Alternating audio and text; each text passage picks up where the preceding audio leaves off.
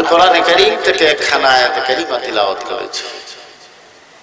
এর আলোকেই আমি ইনশাআল্লাহ বিমাশিয়াতিল্লাহ বিইজনিল্লাহ ওয়া মা তাওফীকি ইল্লা বিল্লাহ আলাইহি তাওয়াক্কালতু ওয়া ইলাইহি উনীব সুবহানাকা লা ইলমা লানা ইল্লা মা 'আল্লামতানা ইন্নাকা আনতাল আলীমুল হাকীম রব্বি ইশরাহ লি সাদরি ওয়া ইয়াসসির লি আমরি ওয়াহলুল উকদাতাম মিন লিসানি ইয়াফকাহু কাওলি। সবাই বলেন আল্লাহুম্মা আমিন। আমার বন্ধুগণ, আমার ভাইরা, আল্লাহ পাক যত নবী এবং রাসূলকে পাঠিয়েছেন, প্রত্যেক নবী এবং রাসূলকে প্রধান তিনটা বৈশিষ্ট্য দান করেছেন। কয়টা? তিনটা। প্রধান বৈশিষ্ট্য হলো ওহী। ওহী ছাড়া কেউ নবী হতে পারেন নাই। যিনি নবী হয়েছেন তার কাছে ওহী আসে। একমাত্র নবীদের কাছে ওহী এসেছে, আর কারো কাছে ওহী হয় না, ওহী আসে না। আল্লাহ পাক নবীদের কাছে ওহী পাঠান। প্রত্যেক নবীর কাছে আল্লাহ পাক ওহী পাঠিয়েছেন। ওহী হইল আল্লাহর পক্ষ থেকে আদেশ, নির্দেশ, নিষেধ, গাইডেন্স। সুবহানাল্লাহ। আল্লাহর পক্ষ থেকে জিবরাইলের মাধ্যমে নবীদের কাছে যে আদেশ, নিষেধ, উপদেশ এসেছে, ওগুলা হইল ওহী। এগুলা কি? ওহী। নবী হওয়ার প্রধান শর্ত হলো যিনি নবী হবেন তার কাছে ওহী আসবে। ওহী ছাড়া কেউ নবী হতে পারে না। নবী আল্লাহ পাক ইলেকশনে বানান না সিলেকশন।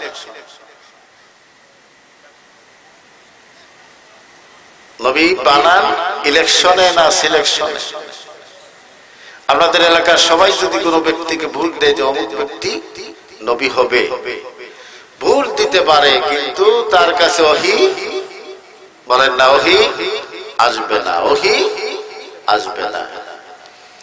সারা পৃথিবীর মানুষ যদি কাউকে সিলেকশন করে যে অমুক ব্যক্তি নবী, সিলেকশন করতে পারে, কিন্তু তার কাছে ওহী বলেন ওহী আসবে না। তাহলে নবীদেরকে সিলেকশন করেন কে? জোরে বল কে? আল্লাহ পাক। আল্লাহ পাক নবীদেরকে সিলেকশন করেন। দুনিয়ার কোন মানুষ ইলেকশনে সিলেকশনে প্রেসিডেন্ট বানাতে পারে, প্রধানমন্ত্রী বানাতে পারে, মন্ত্রী বানাতে পারে, চেয়ারম্যান বানাতে পারে, এমপি বানাতে পারে, মেম্বার বানাতে পারে, সভাপতি, সেক্রেটারি বানাতে পারে, বিভিন্ন পদে মানুষকে ইলেক্টেড করতে পারে, কিন্তু কারো কাছে এই যোগ্যতা হবে না যে অমুক ব্যক্তি নবী হয়ে গেছে। আর কেউ কেউ দাবি যদি করে, তাহলে দাবি করলে কি নবুয়ত হয়ে যাবে? কেউ কি দাবি করে নবী হতে পারবে? পারবে।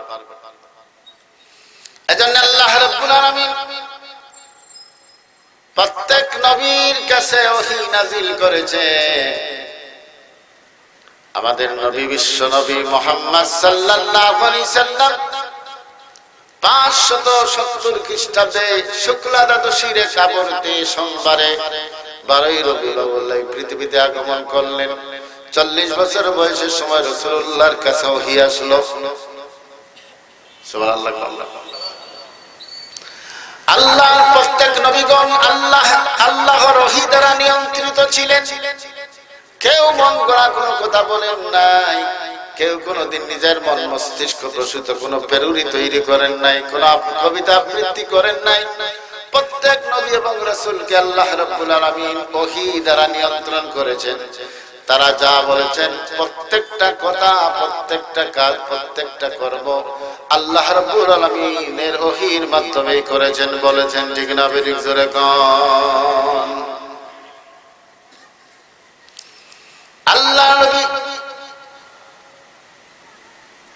63 বছরের জিন্দেগানিতে একটা কথা মিথ্যে বলেন নাই, একটা কথা বানোয়াট বলেন নাই, একটা কথা নিজে তৈরি করে বলেন নাই।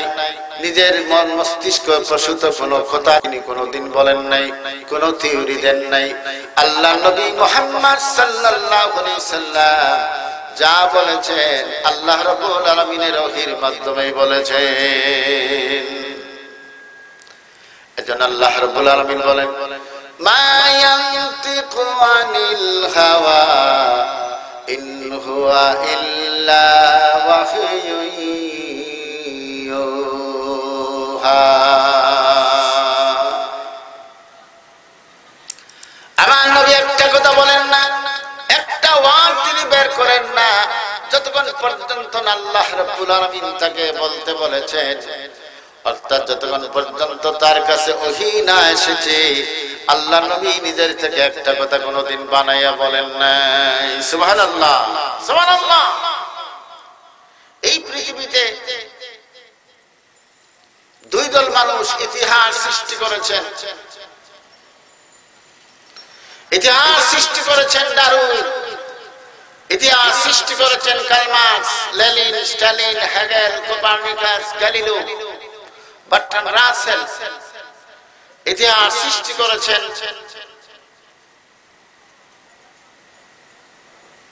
ডারউইন, ইতিহাস সৃষ্টি করেছেন কার্ল মার্কস, ইতিহাস সৃষ্টি করেছেন। কিন্তু প্রত্যেকের জিন্দেগানিতে দেখেন তাদের কোনো না কোনো ভাবে ভুল হয়েছে, তারা নির্ভুল ছিলেন না। আমার বন্ধুগণ, আমার ভাইরা, ইতিহাস সৃষ্টি করেছেন বিজ্ঞানীরা। বিজ্ঞানীরা ইতিহাস সৃষ্টি করেছেন, থিওরি পেশ করেছেন দুনিয়ার মানুষের কাছে। কিন্তু দুনিয়ার মানুষের কাছে তারা যা বলেছেন, বিজ্ঞানের যে থিওরি গুলা তারা দিয়েছে, দেখা যায় 100 বছর আগের থিওরি 100 বছর পরে তা ভুল হয়ে গেছে, বাতিল হয়ে গেছে।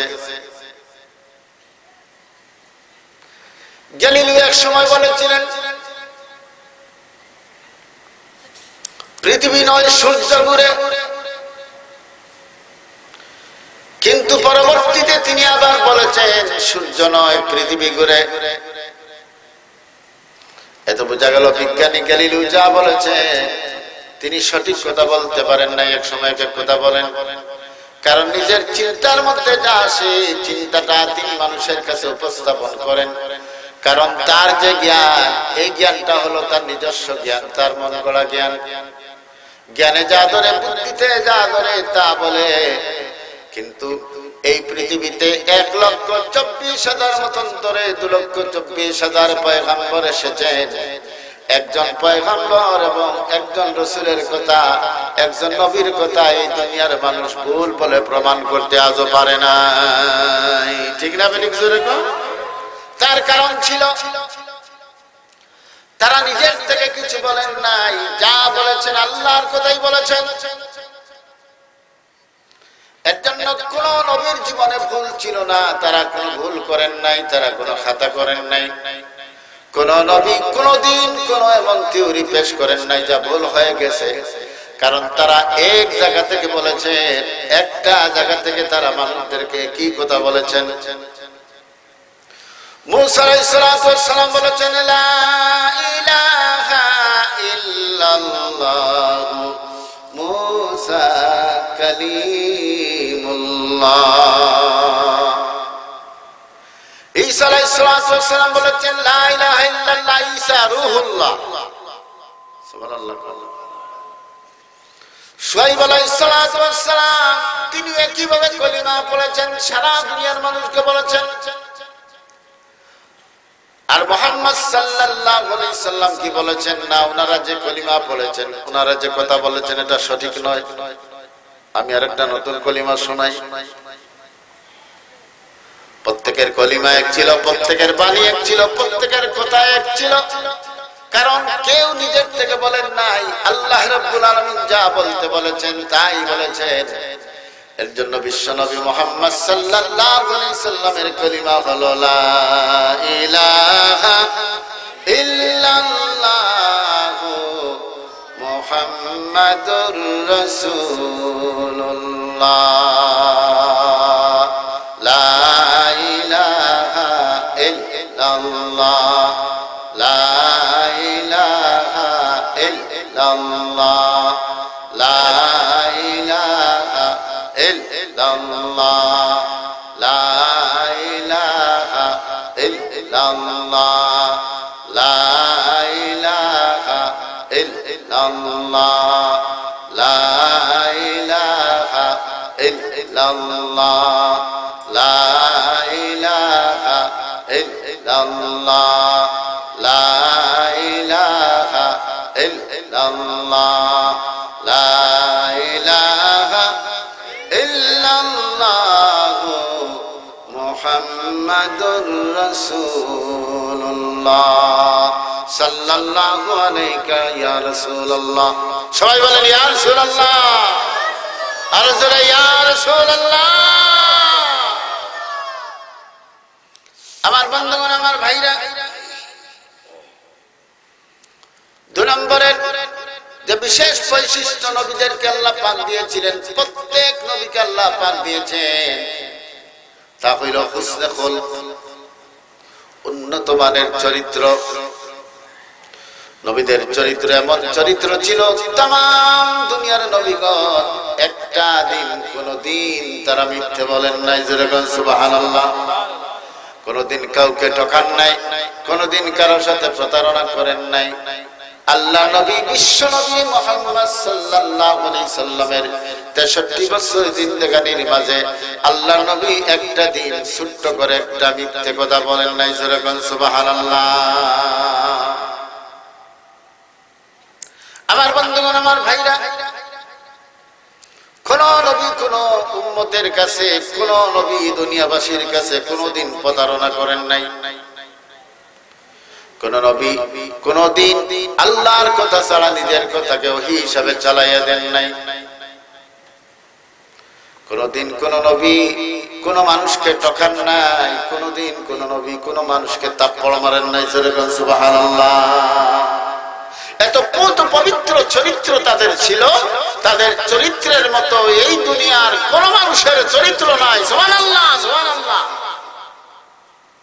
কিন্তু দেখা যায় আমরা মাঝে মাঝে কিছু মিথ্যা কথা বলি, মাঝে মাঝে মানুষকে, অনেক মানুষ আছে, হয়তো আপনারা কেউ না, অনেক মানুষ আছে মানুষের সাথে প্রতারণা করে, মানুষকে ঠকানোর চেষ্টা করে, কেউ মানুষের জায়গা জমি দখল করে, কেউ মানুষকে অন্যায়ভাবে মারে, জুলুম করে, অত্যাচার করে। কিন্তু আমরা যাদের অনুসারী, আমাদের নবীগণ কোন দিন কোন নবী কোন মানুষের উপর অত্যাচার করেন নাই। সুবহানাল্লাহ, সুবহানাল্লাহ।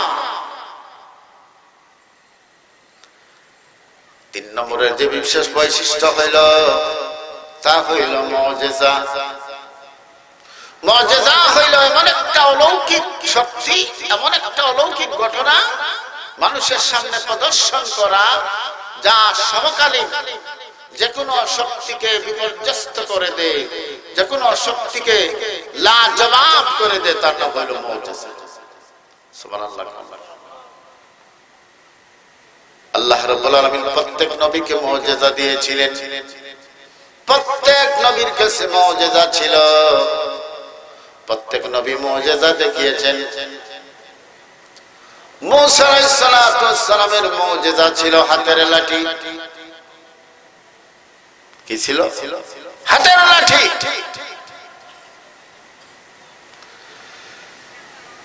আল্লাহ রাব্বুল আলামিন মূসা আলাইহিস সালাতু ওয়াস সালামকে মুজিজার একটি লাঠি দান করেছিলেন।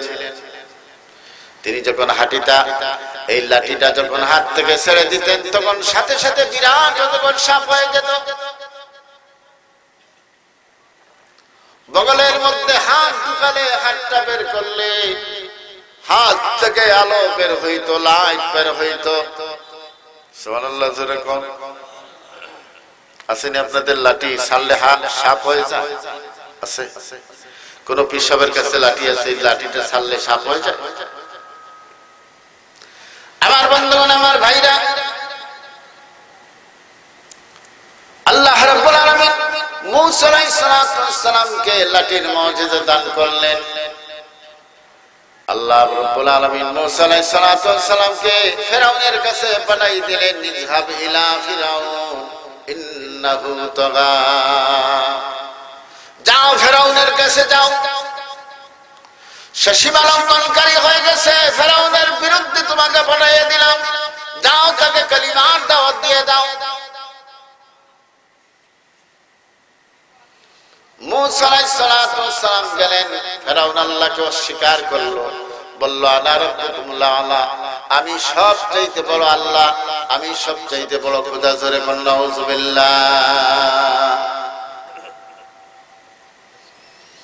মূসা আলাইহিস সালাতু ওয়াস সালামকে ফেরাউন জাদুগীর বলে, গণক বলে আখ্যায়িত করলো, জ্যোতিষী বলে আখ্যায়িত করলো।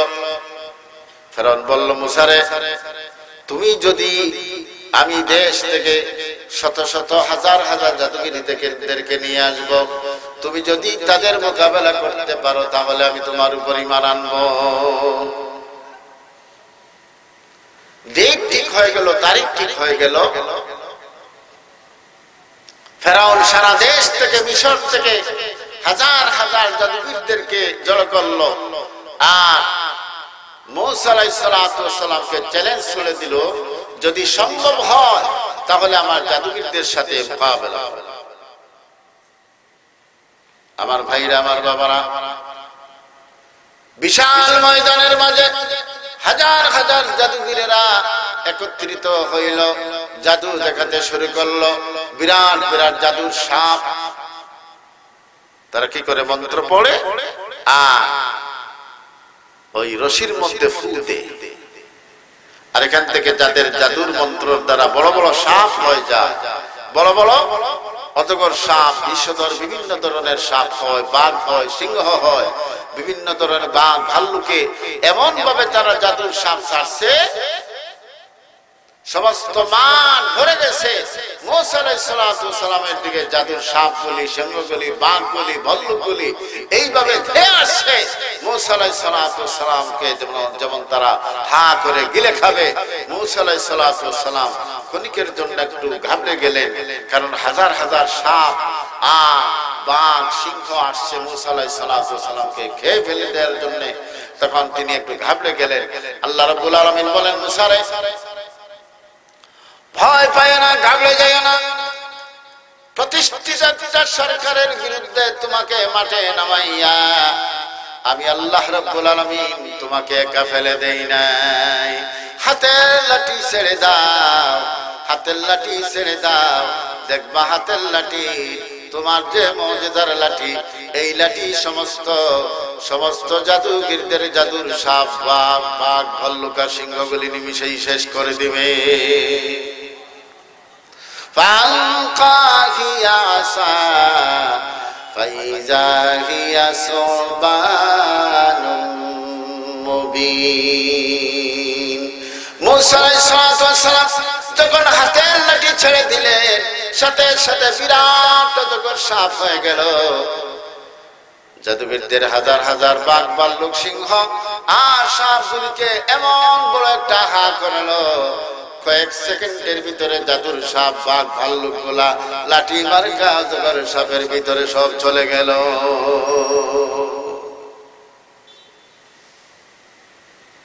এই দৃশ্য যখন জাদুগিরেরা দেখলো, তারা বুঝতে পারলো, তারা সবাই বলাবলি করা শুরু করলো, আমরা যা দেখাইলাম তা তো হইল আমাদের জাদু।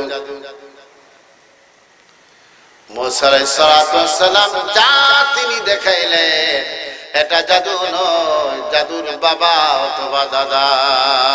জোরে বল সুবহানাল্লাহ। কারণ সমস্ত জাদুর সাপ, বাঘ, ভাল্লুক আর সিংহগুলিকে তো নিমিষেই খেয়ে শেষ করে দিয়েছে। সমস্ত জাদুগুলিরা সিজদায় পড়ে গেল, সমস্ত জাদুগিরেরা সিজদায় পড়ে গেল আর বলল, ক্বালু আমান্না বিরাব্বি মূসা ওয়া হারুন।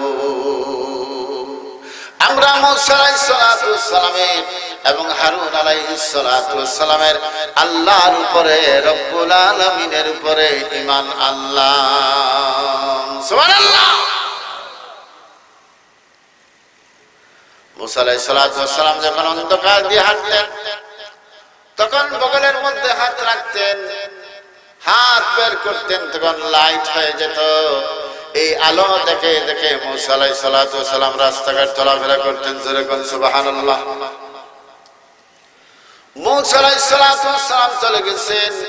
আজকে 1 কোটির মতো ইহুদি আছে দুনিয়ায় যারা মুসা আলাইহিস সালাতু ওয়াস সালামের উম্মত বলে দাবি করে। বলেন তো দুনিয়ার একজন ইহুদি মুসা আলাইহিস সালাতু ওয়াস সালামের লাঠির মুজিজা কি দেখাইতে পারবে? পারবে? যেরকম পারবে। মুসা আলাইহিস সালাতু ওয়াস সালাম চলে গেছেন, লাঠি মার্কা যে মুজিজার লাঠি ছিল সেই লাঠিকে নিয়ে মুজিজাকে সাথে করে নিয়ে গেছেন। তামাম দুনিয়ার কোন মানুষ মুসা আলাইহিস সালাতু ওয়াস সালামের সেই মুজিজাকে ব্যবহার করতে পারবে না। আল্লাহ রাব্বুল আলামিন ঈসা আলাইহিস সালাতু ওয়াস সালামকে মুজিজা দিলেন, এমন মুজিজা দান করলেন জন্মান্ধের চোখের মধ্যে হাত বুলালে জন্মান্ধ ভালো হয়ে যেত। কুষ্ঠব্যাধিগ্রস্তের শরীরের মধ্যে হাত বুলাইলে কুষ্ঠব্যাধি ভালো হয়ে যেত। কুম বিইজনিল্লাহ বললে সাথে সাথে মৃত ব্যক্তি জিন্দা হয়ে যেত। জোরে কোন সুবহানাল্লাহ।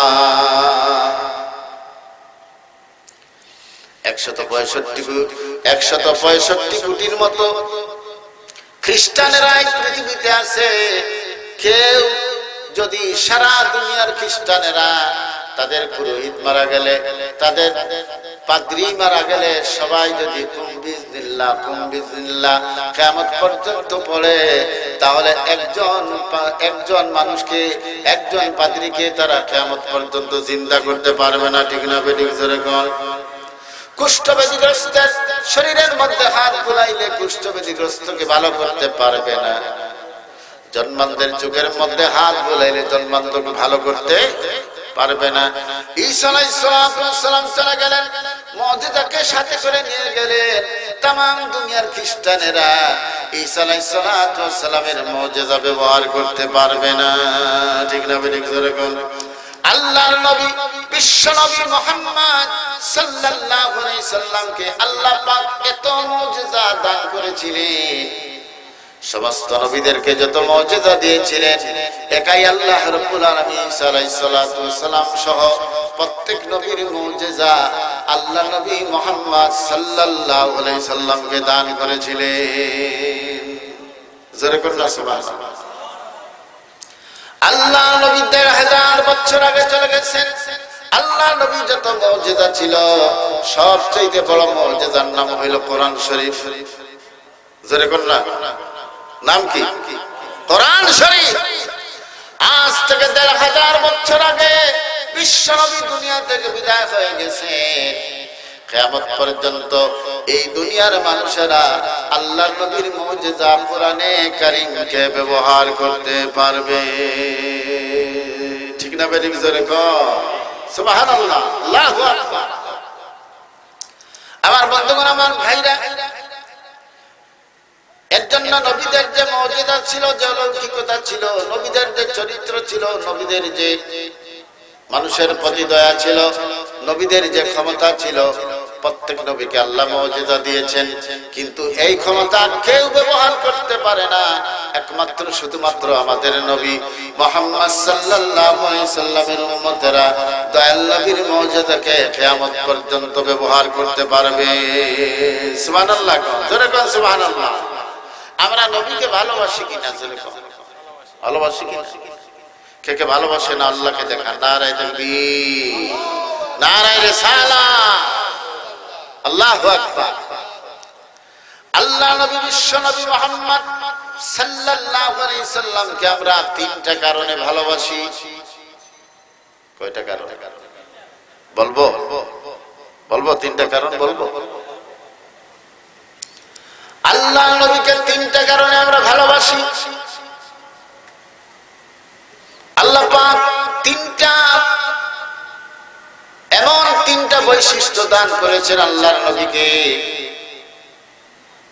যা দুনিয়ার কোন মানুষকে আল্লাহ রাব্বুল আলামিন দান করেন নাই।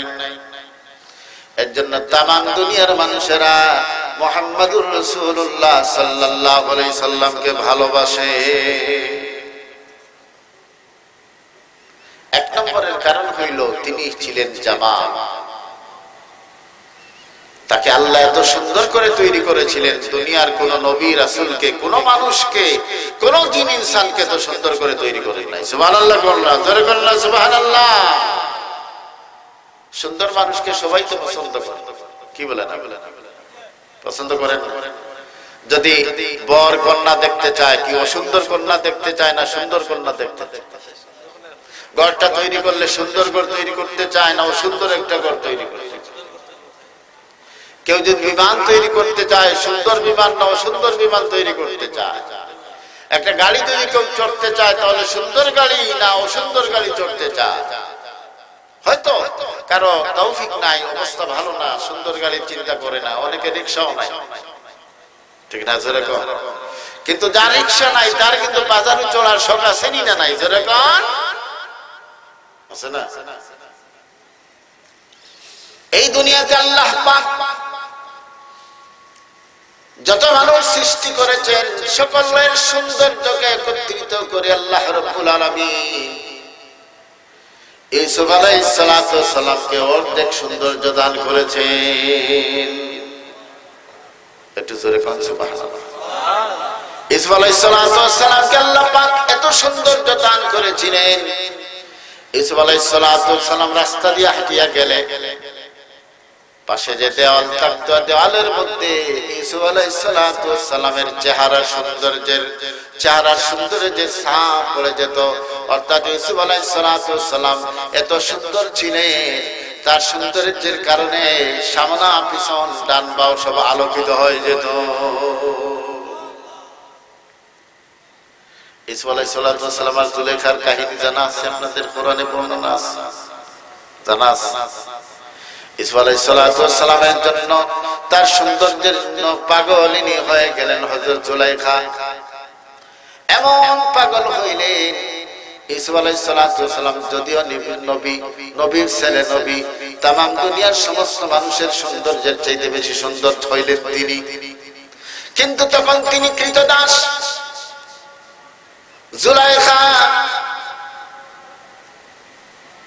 আজিজে মিসর, অর্থাৎ মিশরের প্রধানমন্ত্রী বা প্রেসিডেন্ট, ওনার তিনি স্ত্রী ছিলেন। কিন্তু ইউসুফ আলাইহিস সালাতু ওয়াস সালামকে স্বপ্নে দেখে এমন পাগল হয়ে গেছেন, সেই স্বপ্নের পুরুষটাকে না পাইলে কোনদিন তার স্বামীর সাথে তিনি বিছানায়ও যান নাই। সুবহানাল্লাহ। স্বামীকে সুযোগ দেন নাই, বিছানায় শুইতে দেন। আল্লাহু আকবার। এমন পাগল হয়ে গেছেন, শুধু ইউসুফ তিনি ধরতে থাকেন।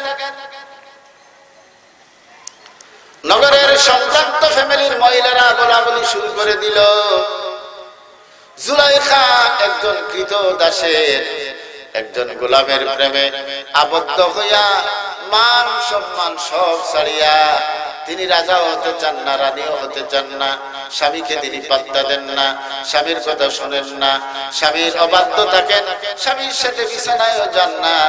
তিনি একজন গোলামের প্রেমে এমন ভাবে তো পাগল হইতে পারেন না।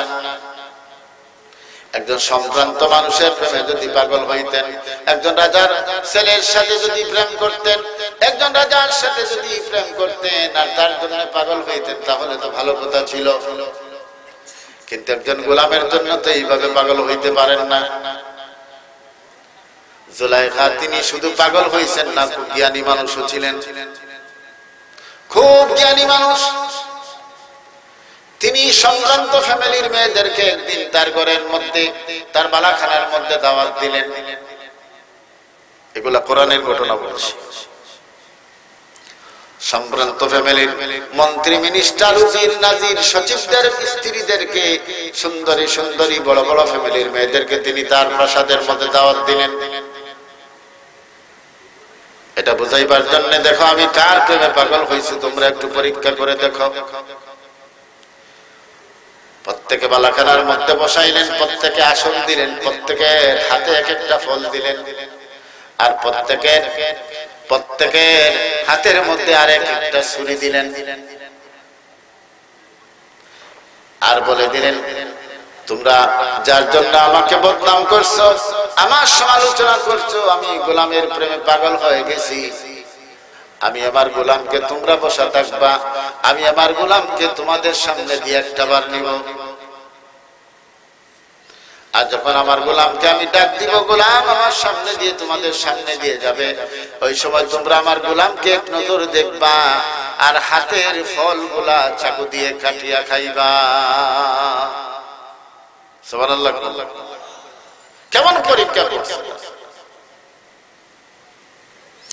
ইসু আলাইহিস সালামকে বলে রাখছেন, ইসু আমি যখন ডাক দেব তখন তুমি এই সংযন্ত মহিলাদের সামনে দিয়া শুধু একটা নজর যাইবা, তোমার আর কোনো ডিউটি নাই, তোমার আর কোনো কাজ নাই, এই কাজটা করতে পারবা?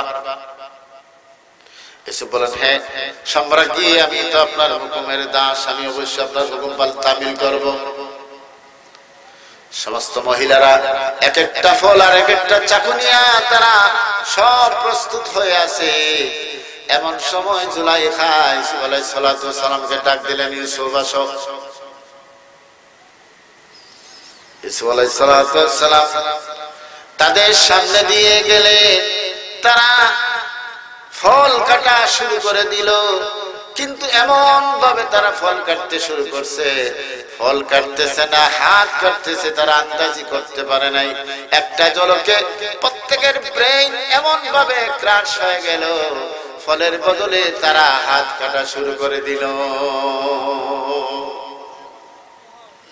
এত সৌন্দর্য তিনি ছিলেন। আর তারা বলতে লাগলো, হাযা মালাকুন কারীম, এটা কোনো মানুষ নয়, মানুষ এত সুন্দর হতে পারে না। উনি হইলেন একজন সম্মানী ফেরেশতা ছাড়া আর কিছু নয়। সুবহানাল্লাহ। আমার বন্ধুগণ, আমার ভাইরা, আল্লাহ নবী বলেন, আনা মালিকুন ওয়া আখি ইউসুফ সাবিহুন, আমি হইলাম লাল সুন্দর আর আমার নবী আমার ভাই ইউসুফ আলাইহিস সালাম হইলেন সাদা সুন্দর। লাল সুন্দর বেশি সুন্দর না সাদা সুন্দর বেশি সুন্দর? লাল সুন্দর বেশি সুন্দর। লাল গোলাপ বেশি সুন্দর না সাদা গোলাপ বেশি সুন্দর? আল্লাহু আকবার। আল্লাহ নবী নিজেই বলছেন, আনা মালিকুন ওয়া আখি ইউসুফ সাবিহুন, আমি হইলাম লাল সুন্দর আর আমার ভাই ইউসুফ আলাইহিস সালাম তিনি হইলেন সাদা সুন্দর। সুবহানাল্লাহ। যারকান সুবহানাল্লাহ, সুবহানাল্লাহ। মায়েশা সিদ্দিকা রাদিয়াল্লাহু তাআলা আনহা আল্লাহ নবীর সৌন্দর্যের ব্যাপারে বলেন, আল্লাহ নবী কত সুন্দর ছিলেন। শোনো, যে সমস্ত মহিলারা ইউসুফ আলাইহিস সালামকে দেখে নিজের হাত কেটেছিল, টের পায় নাই, ওই সমস্ত মহিলারা যদি একটা নজর আল্লাহ নবী বিশ্ব নবী মুহাম্মদ সাল্লাল্লাহু আলাইহি সাল্লামকে দেখতো, তাহলে নিজের হাত কাটতে কাটতে কলিজা পর্যন্ত কেটে দিত, টের পাইতো না। সুবহানাল্লাহ। जमाल हुस्न यूसुफ पर फकद आशिक जुलैखा थी, तुम्हारे नूर रोशन पर फिदा सारे खुदाई है। ইউসুফ আলাইহিস সালামের রূপের জন্য পাগলিনী ছিলেন শুধুমাত্র জুলাইখা। আর আমার নবী মুহাম্মদ সাল্লাল্লাহু আলাইহি সাল্লামের জন্য तमाम দুনিয়া तमाम সৃষ্টি পাগল হয়ে গেছে। হুসন ইউসুফ সে ফজুতর হে রাসূলুল্লাহ কা, হে নূর চশমে ইয়াকুব হে और ही नूर अल्लाह का। ইউসুফ আলাইহিস সালাম ছিলেন ইয়াকুব আলাইহিস সালামের চোখের নূর, আর আমার নবী মুহাম্মদুর রাসূলুল্লাহ সাল্লাল্লাহু আলাইহি সাল্লাম হইলেন আমার আল্লাহর নূর। আমার বন্ধুগণ, আমার ভাইরা, এজন্য আল্লাহ নবীকে আমরা ভালোবাসি। তিনি হইলেন তামাম সৃষ্টির মধ্যে সবচেয়ে সুন্দর।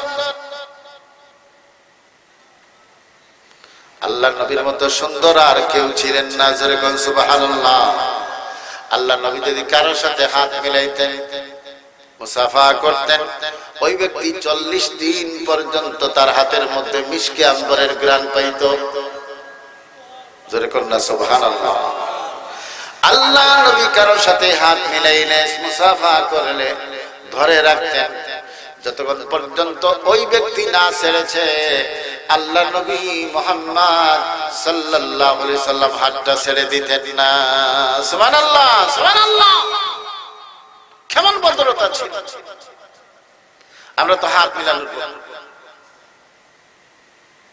কিন্তু হুজুর যার সাথে হাত মিলাইতেন, মুসাফা করতেন, উনি যত সময় পর্যন্ত হাতটা না ছাড়ছে তিনি হাতটা ছাড়তেন না। সুবহানাল্লাহ, সুবহানাল্লাহ। আল্লাহ নবী যে রাস্তা দিয়ে হাঁটিয়া যাইতেন, প্রাণের শত্রুরা পর্যন্ত বুঝতে পারত এই রাস্তা দিয়ে মুহাম্মদ সাল্লাল্লাহু আলাইহি সাল্লাম হাঁটিয়া গেছেন। কারণ আল্লাহ নবী যেই দিকে হাঁটিয়া যাইতেন ওই দিকে 40 দিন পর্যন্ত মেশকে আম্বরের ঘ্রাণ হইত। আল্লাহু আকবার, আল্লাহু আকবার। আমার বন্ধুগণ, আমার ভাইরা, আল্লাহ নবী এত সুন্দর ছিলেন। এক সাহাবী বর্ণনা করতেছেন, আমি আমার মাকে পূর্ণিমার চাঁদের দিনে, পূর্ণিমার চাঁদের রাত্রে আমার মাকে দেখলাম। আল্লাহ নবী আমার বাড়িতে তাশরীফ রেখেছেন। পূর্ণিমার চাঁদে সারা পৃথিবীটা আলোকিত হয়ে গেছে, ঝকমক করতেছে। আমি দেখি আমার মা একবার পূর্ণিমার চাঁদের দিকে চায়, আর একবার মুহাম্মদুর রাসূলুল্লাহ সাল্লাল্লাহু আলাইহি সাল্লামের চেহারার দিকে চায়। চাঁদের চেয়ে সুন্দর তুমি নবী আমার কামলেওয়ালা, চাঁদের চেয়ে সুন্দর তুমি নবী আমার কামলেওয়ালা। আল্লাহু আকবার। আমার নবী চাঁদের চাইতেও সুন্দর ছিলেন। সুবহানাল্লাহ। আমার বন্ধুগণ, আমার ভাইরা, সাহাবী জিজ্ঞেস করেন, মা গো, তুমি একবার পূর্ণিমার চাঁদের দিকে চাও আর একবার রাসূলুল্লাহর দিকে চাও। মা বলতেছেন, বাছাধন শোনো, আল্লাহ নবী কত সুন্দর, আমি একবার চাঁদের দিকে চাই। চাঁদ কত সুন্দর, পূর্ণিমার চাঁদ। আমি পূর্ণিমার চাঁদের দিকে চাই আর দয়াল নবীর দিকে চাই, দেখি কে সুন্দর। মা বলছেন, বাবারে, আমি চাঁদের মাঝেও খুদ দেখলাম, চাঁদের মাঝেও অনেক দাগ দেখা যায়, কিন্তু আমার নবী মুহাম্মদ সাল্লাল্লাহু আলাইহি সাল্লামের চেহারার মাঝে কোনো দাগ নাই। আল্লাহু আকবার, আল্লাহু আকবার। এজন্য আমরা মুহাম্মদ সাল্লাল্লাহু আলাইহি সাল্লামকে তার সৌন্দর্যের জন্য, বলেন না, সৌন্দর্যের জন্য ভালোবাসি। আমরা ভালোবাসতে চাই কি চাই না? আল্লামা ইকবাল বলেন, কি মোহাম্মদ মে তूने वफा तो हम तेरे हैं, कि मोहम्मद में तूने वफा तो हम तेरे हैं, ये जहाँ चीज़ी क्या लौह कलम तेरे हैं। কেউ যদি মুহাম্মদ সাল্লাল্লাহু আলাইহি সাল্লামকে ভালোবাসতে পারে, নবীর যদি অনুসরণ করতে পারে, আল্লাহ নবীর মহব্বত যদি কেউ হাসিল করতে পারে, তাহলে এই দুনিয়া কেন, আসমান কেন, জমিন কেন, আরশ, কুরসি, লৌহ কলম আল্লাহ রাব্বুল আলামিন তারে দিয়ে দিবে। আমাদের কবি সম্রাট নজরুল বলেন, আল্লাহকে যে পাইতে চায়, সবাই বলেন আল্লাহকে যে পাইতে চায়, হাজরাতকে ভালোবেসে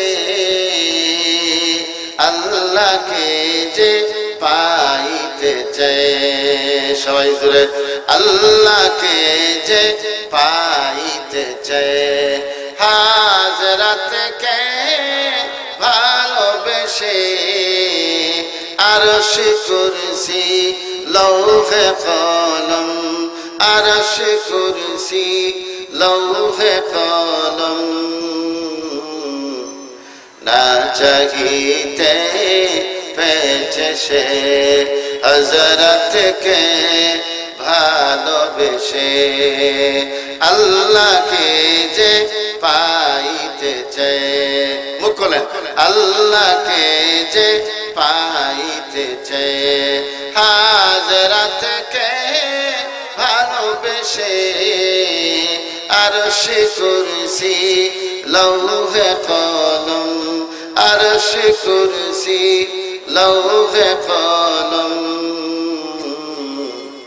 না চাহিতে পেয়েছে সে হযরতকে ভালোবেসে, রাসূল নামের রশি ধরে যেতে হবে খোদারি ঘরে,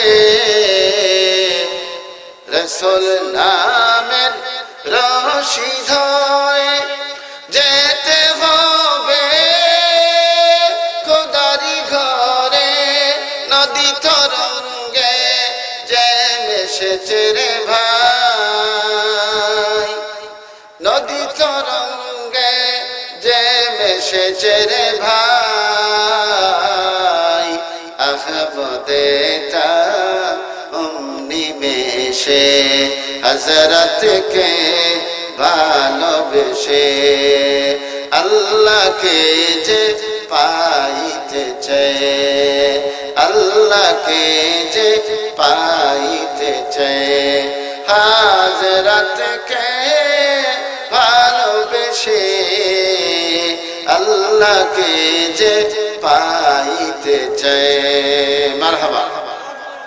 আমার বন্ধুগণ, আমার ভাইরা, 2 নম্বর বিষয়টা হলো হুসনে খুলক। আল্লাহ নবীর চরিত্রের কারণে আমরা তাকে ভালোবাসি, নবীকে আমরা ভালোবাসি। কেন? কেউ যদি প্রশ্ন করে কেন ভালোবাসে, নাম্বার 1 তার সৌন্দর্যের জন্য আমরা তাকে ভালোবাসি। নাম্বার 2 আমরা কেন নবীকে ভালোবাসি, ভালোবাসার 2 নম্বরের কারণ হইল আল্লাহ নবী, বিশ্ব নবী মুহাম্মদ সাল্লাল্লাহু আলাইহি সাল্লামের চরিত্রের কারণে আমরা তারে ভালোবাসি।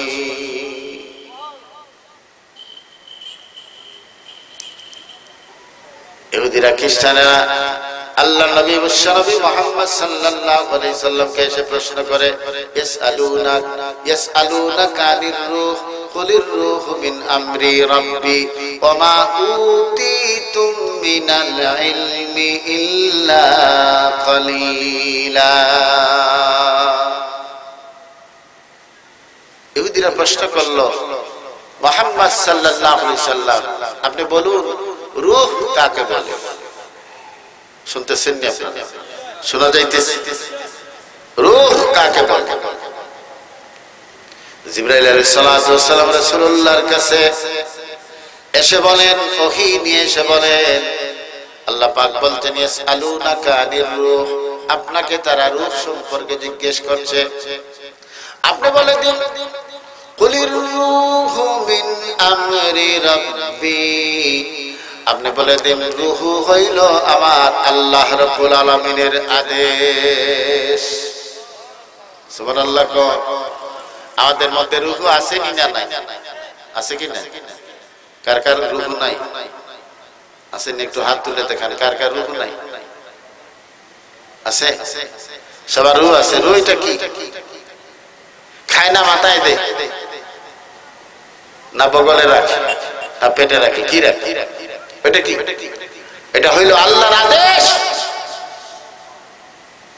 আল্লাহ পাক বলছেন ওমা উতিতুম মিনাল ইলমি ইল্লা কালিলা, তোমাদেরকে যে জ্ঞান দান করা হয়েছে, তোমাদেরকে যে প্রজ্ঞা দান করা হয়েছে, তোমাদেরকে যে বুদ্ধি দেওয়া হয়েছে, এই বুদ্ধিটা হইল ইল্লা কালিলা। কালিলা তাফসীর করেছেন মুফাসসিরিনে কেরাম। কালিল কাকে বলে? কালিল হইল একটা পাখি প্রশান্ত মহাসাগরে অথবা আটলান্টিক মহাসাগরে পানি সংগ্রহের জন্য যদি সো মারে, পাখিরা সাগরের মধ্যে বা পুকুরের মধ্যে দেখবেন মাঝে মাঝে সো মারিয়া পানি খায়, দেখছেন? মুফাসসিরিনে কেরাম বলতেন, কালিলের তাফসীর বলতেন মুফাসসিরিনে কেরাম, প্রশান্ত মহাসাগর অথবা আটলান্টিক মহাসাগরের মধ্যে একটা পাখি পানি সংগ্রহের জন্য যদি সো মারে, যতটুকু পানি সংগ্রহ করতে পারবে 1000 ভাগে ভাগ করলে যা তার চাইতে অনেক কম হইল কালিল। সুবহানাল্লাহ। অর্থাৎ তামাম দুনিয়ার জিন এবং ইনসানকে আল্লাহ পাক এত কম জ্ঞান দান করেছে। কিন্তু আমার নবী মুহাম্মদ সাল্লাল্লাহু আলাইহি সাল্লামের চরিত্রের সম্পর্কে আল্লাহ রাব্বুল আলামিন বলেছেন, কি বলেছেন? ওয়া ইন্নাকা লালা খুলুকিন আযীম। সবাই বলেন ওয়া ইন্নাকা লালা খুলুকিন আযীম। তামাম দুনিয়ার সমস্ত মানুষের জ্ঞান বুদ্ধি, বিজ্ঞানী হোক, সায়েন্টিস্ট হোক, রাজনীতিবিদ হোক, সমরনায়ক হোক, সকলের জ্ঞান হইল, সকলের প্রজ্ঞা হইল কালিল। আর আমার নবী বিশ্ব নবী মুহাম্মদ সাল্লাল্লাহু আলাইহি সাল্লামের চরিত্রের ব্যাপারে, চরিত্রের গুণের ব্যাপারে আল্লাহ রাব্বুল আলামিন কোরআনে কারীমে বলেছেন আযীম। বেশি শ্রোতা হইলে অনেক সময় একটা কথা আছে না যে অধিক অধিক ফুদে বাবা নির্বংশ, একটা কথা আছে। শ্রোতা কম হইলে আর আলোচনাটা যদি বুঝে আসে আর দুই একজন যদি এগুলা থেকে একটু শিক্ষা গ্রহণ করতে পারি আর আমল করতে পারি, তাহলে আমাদের জীবন জালা হয়ে যাবে, মাহফিল কামিয়াব হয়ে যাবে। ঠিক না? বেরিক জোরে কম। আমার বন্ধুগণ, আমার ভাইরা, মুফাসসিরিনে কেরাম আযীম শব্দের তাফসীর করেছেন দুইটা শব্দ দিয়ে। কয়টা? আযীম। আযীম শব্দের তাফসীর করেছেন মুফাসসিরিনে কেরাম দুইটা শব্দ দিয়ে। একটা হইল আমিক আর একটা হইল আরিফ। কয়টা? দুইটা। একটা হইল আমিক আর একটা হইল আরিফ। আমিক হইল এটা দিয়ে গভীরতা বুঝা, আর আরিফ হইল এটা দিয়ে দৈর্ঘ্য বুঝা। এই প্যান্ডেলের একটা দৈর্ঘ্য প্রস্থ আছে না? এই প্যান্ডেলের একটা গভীরতা আছে না? ওইখান থেকে ধরেন নিচ পর্যন্ত তার গভীরতা, আর এটা ধরেন দৈর্ঘ্য, এটা ধরেন প্রস্থ। দেখেন কত সুন্দর ব্যাপার। আল্লাহ নবীর চরিত্রকে আল্লাহ রাব্বুল আলামিন বলেছেন আযীম। আর আযীম শব্দের তাফসীর হয়েছে দুইটা শব্দ দিয়ে। একটা হইল আমিক আর একটা হইল আরিফ। মানুষেরা প্রশান্ত মহাসাগরের গভীরতা মাপতে পেরেছে, আটলান্টিকের গভীরতা মানুষেরা মাপতে পেরেছে, আরব সাগরের গভীরতা বিজ্ঞানীরা মাপতে পেরেছেন, বঙ্গোপসাগরের গভীরতা মানুষেরা মাপতে পেরেছেন। কিন্তু আমিক হইল এমন গভীরতা বুঝায়, আজ থেকে ১৫০০ বছর আগে দয়াল নবী দুনিয়া থেকে বিদায় হয়ে গেছেন। আল্লাহ নবীর চরিত্রের গভীরতা আজ পর্যন্ত দুনিয়ার মানুষেরা মাপতে পারে না। সুবহানাল্লাহ। আস্তানা জুড়ে আমার বন্ধুগণ, আমার ভাইরা, এই পৃথিবীর একটা দৈর্ঘ্য আসেনি না? দৈর্ঘ্য আছে না? যেমন প্রস্থ আছে, দৈর্ঘ্য আছে না? এই দুনিয়ার দৈর্ঘ্য মানুষেরা মাপতে পেরেছে। বিজ্ঞানীরা এই দুনিয়ার দৈর্ঘ্য মাপতে পেরেছেন, কিন্তু আজ পর্যন্ত ১৫০০ বছর হয়ে গেছে। বিশ্বনবী মুহাম্মদ সাল্লাল্লাহু আলাইহি সাল্লামের চরিত্রের দৈর্ঘ্যতা দুনিয়ার কোন বিজ্ঞানী, দুনিয়ার হাজার হাজার কোটি কোটি মানুষ আজ পর্যন্ত মাপতে পারে না। সুবহানাল্লাহ, জোরে বলুন সুবহানাল্লাহ। আল্লাহ নবীর জীবনী লেখা শুরু হয়ে গেছে আজ থেকে ১৫০০ বছর আগে। ১৫০০ বছর পেরিয়ে গেছে, কিন্তু একজন রাইটার আজ পর্যন্ত কথা বলেন নাই দয়াল নবীর জীবনী সম্পর্কে আমি যা লিখলাম তা বাস এনাফ, যথেষ্ট। দুনিয়ার মানুষ আর রাসূলুল্লাহকে নিয়ে গবেষণা করা লাগবে না। কেউ বলতে পেরেছে?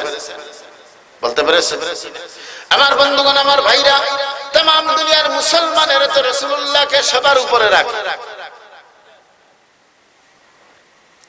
লা ইউমকিনুস সানাউ কামা কানা হাক্কুহু বাদাল খুদা বুজুর্গ তুই ফিস মুখতাসার। আল্লামা জামি রাহমাতুল্লাহ আলাইহি বলেন, আল্লাহ নবীর চরিত্রের গুণাবলী সম্পর্কে অনেকে লিখেছেন, রাসূলুল্লাহর অনেক প্রশংসা করেছেন। আমিও রাসূলুল্লাহর অনেক প্রশংসা করেছি, রাসূলুল্লাহকে নিয়ে অনেক গবেষণা করেছি। তবে রাসূলুল্লাহর প্রশংসা করতে গিয়ে আমি একটা কথা বলতে পারি, আল্লাহর পরে সকলের উপরে যার স্থান তিনি হইলেন নবী মুহাম্মদুর রাসূলুল্লাহ সাল্লাল্লাহু আলাইহি ওয়াসাল্লাম। আল্লাহু আকবার। আল্লাহর পরে আর সকলের উপরে বাদাল খুদা বুজুর্গ, আল্লাহর পরে বুজুর্গি যার, মাহাত্ম্য যার, সম্মান যার, পজিশন যার, মর্যাদা যার, সবচেয়ে মর্যাদার অধিকারী হইলেন আমার নবী মুহাম্মদুর রাসূলুল্লাহ সাল্লাল্লাহু আলাইহি ওয়াসাল্লাম। সিরিয়া থেকে একজন ইহুদি আল্লাহ নবীর গুণাবলী তাওরাতের মধ্যে দেখেছে। গভীর মনোযোগ। আল্লাহ নবীর গুণাবলীর কথা তাওরাতের মধ্যে দেখেছে। রাসূলুল্লাহর গুণাবলী দেখে ওই ব্যক্তি পাগল হয়ে গেছে, রাসূলুল্লাহর কাছে আসবে আর মুসলমান হইবে। অনেক কষ্ট করে আল্লাহর বান্দা সিরিয়া থেকে মদিনা শরীফ পর্যন্ত পৌঁছে গেছে। মদিনা শরীফ পর্যন্ত পৌঁছে গিয়ে আবু যর গফারি রাদিয়াল্লাহু তাআলা আনহুরে পাইছে। আরে ভাই, আবু যর গফারি রাদিয়াল্লাহু তাআলা এত বেশি সুন্দর ছিলেন, তার মতো সুন্দর মানুষ খুব কম ছিলেন আরবে। ওই ব্যক্তি আবু যর গফারি রাদিয়াল্লাহু তাআলা আনহুকে দেখে মনে করছে যে ইনি হইবেন নবী। নবী ছাড়া কোনো মানুষ এত সুন্দর হতে পারে না। আল্লাহর বান্দা পাগল হয়ে গেছে, রাসূলুল্লাহর সাথে সাক্ষাৎ করবে। আবু যরকে দেখে বলছে, ও ভাই, আমি অনেক দূরের মানুষ, আমি আপনাদের মেহমান, অনেক দূর থেকে এসেছি, সিরিয়া থেকে এসেছি। আপনি কি মুহাম্মদ সাল্লাল্লাহু আলাইহি সাল্লাম? সুবহানাল্লাহ। আপনি কি মুহাম্মদ সাল্লাল্লাহু আলাইহি সাল্লাম? আবু যর গফারি এই কথা শোনার সাথে সাথে কাঁদতে কাঁদতে বেহুশ হয়ে গেছেন। একটা কথা আছে না, কাটা গায়ে নুনের ছিটা আছে না। আবু যর গফারি রাদিয়াল্লাহু তাআলা আনহু কাঁদতেছেন, জারজার হয়ে গেছেন। আরে ও ভাই পথিক মুসাফির, কি শোনাইলা? আমার কলিজার মধ্যে এমন ভাবে তুমি আঘাত করেছো রে মুসাফির, আমি আর সহ্য করতে পারি না। 3 দিন থেকে কান্নাকাটি করতে করতে জারজার হয়ে গেছি। আজ থেকে 3 দিন আগে আমার প্রিয় নবী, দয়াল নবী মুহাম্মদ সাল্লাল্লাহু আলাইহি সাল্লাম দুনিয়া থেকে বিদায় হয়ে গেছে।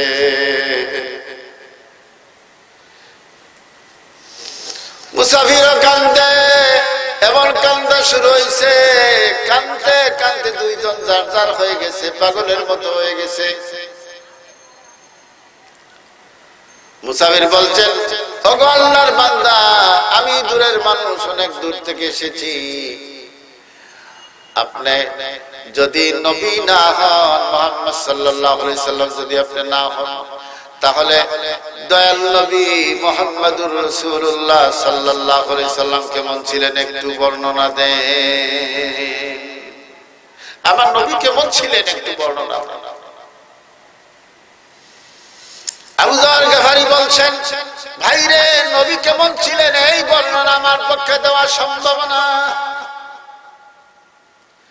আমি নবীর প্রশংসা, নবীর পজিশন, নবীর কথা, গুণাবলীর কথা আমি বয়ান করতে পারবো না, এই ক্ষমতা আমার নাই। তবে হযরত ফাতেমার কাছে চলে যাও, তিনি হয়তো এই কথার বর্ণনা দিতে পারবেন। কারণ ফাতেমা রাদিয়াল্লাহু তাআলা আনহা তার সন্তান ছিলেন। পতিকে ডাক দিছে, ও ফাতেমা, ও নবীর দুলালি, কলিজার টুকরা ফাতেমা, আমি বহুদূরের মানুষ, আমি সিরিয়া থেকে এসেছি, আমি সিরিয়ার একজন ইহুদি আলেম।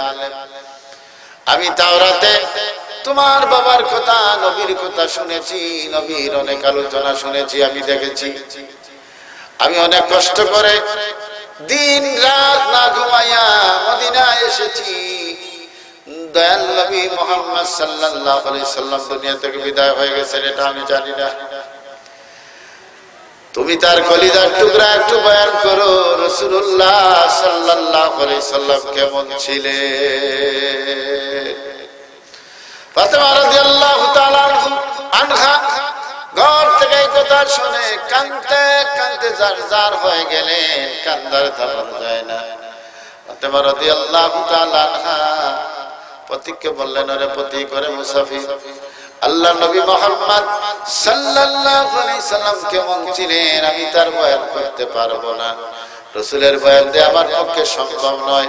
তবে তোমাকে একটা কথা বলতে পারি, রাসূলুল্লাহর বয়ান যিনি ভালো দিতে পারবেন তিনি হইলেন আমার স্বামী শেরে খোদা হযরত আলী।